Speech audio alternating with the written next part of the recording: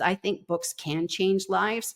I think this is why I so love books, is because I think sometimes it's a catalyst for a change on so many levels. So, one of my favorite authors is Paulo Coelho, and one of the books that he wrote is called The Alchemist. And I absolutely love Paulo. And he actually has a quote. I have to read it so I don't mess it up.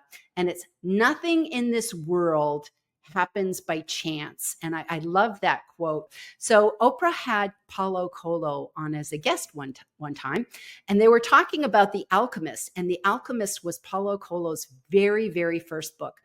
And he apparently wrote the book in 2 weeks. And Oprah said, "How did you write this book in 2 weeks? How did you write it from the, like, you're an amazing writer." And he says, "I wasn't an amazing writer. I'd never written anything before. This was his very first book."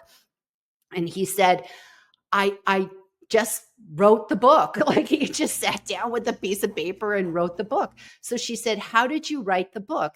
And he said, "I wrote the title, The Alchemist." And he goes, "And then I wrote the first 2 pages straight. Just did not stop. Just wrote straight." And the first line is, "The boy's name was Santiago." And Oprah said, "Oh, did you get Santiago from the Camino de Santiago," which is that whole quest that people, they do that walk in Spain and France, and they do that walk, and it's like a pilgrimage. And she goes, "Is that where you got the name?" And he said, "No."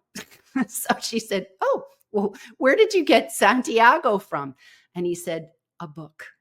And he said, "I loved Ernest Hemingway, and I was fascinated with his book, The Old Man and the Sea. And the main character in that book was Santiago." And he says, "And that's why I named my character in my book Santiago."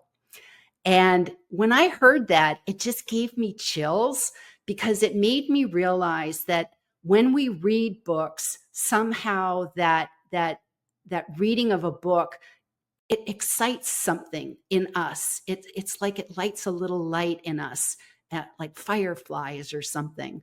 And then those ideas go out there and they turn into something else. And so when I read that, I just kind of went, I love that the books that we've read affect our writing. For Paulo, it's affected me, and I think it affects other people too. So just the power of books and what they can do for you. So I just wanted to share that little story, and I hope you enjoyed it as much as I did, as much as I enjoyed telling it.